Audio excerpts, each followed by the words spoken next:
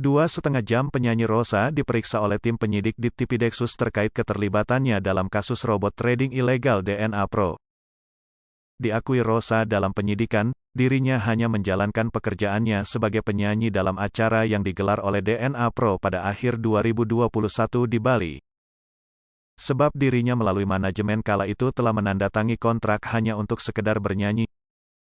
Wanita yang tengah diisukan memiliki kedekatan khusus dengan Afgan itu mengaku siap apabila honor manggungnya itu diserahkan kepada penyidik. Insya Allah, bukan dikembalikan. Kalau dikembalikan berarti sebagai barang bukti, disita sementara, kata Rosa usai pemeriksaan di Bareskrim, Kamis, tanggal 21 April tahun 2022. Bahkan ia akan mengembalikan uang tersebut secepatnya kepada tim penyidik. Secepatnya, tegas Rosa. Saat ditanya soal nominal yang akan dikembalikan, Rosa enggan membeberkan jawab secara detail.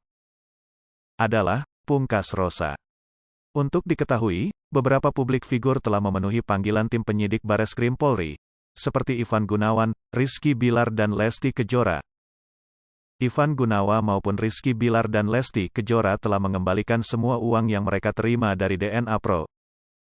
Sekadar informasi, Direktorat Tindak Pidana Ekonomi Khusus Bareskrim Polri menangkap 7 orang tersangka dalam kasus robot trading DNA Pro. Namun, pihaknya masih mencari 5 tersangka lain yang kini masih buron.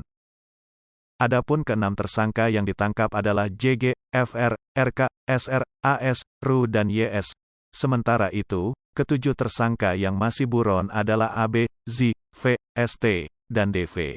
Sampai saat ini, Bareskrim Polri mengamankan dana para member, memblokir 27 rekening yang digunakan sebagai sarana menerima transferan dana dari member dan mentransferkan profit, bonus dan komisi kepada member.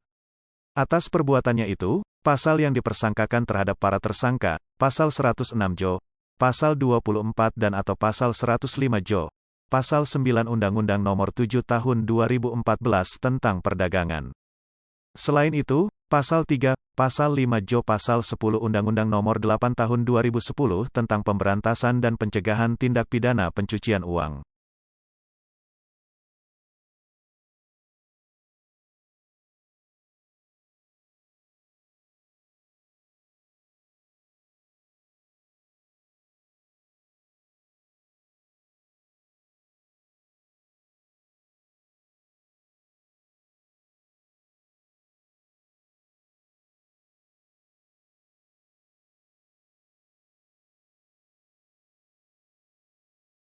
Hai pemirsa Sri Popo TV, jangan lupa komen, like, dan subscribe, serta tonton terus berita-berita terupdate lainnya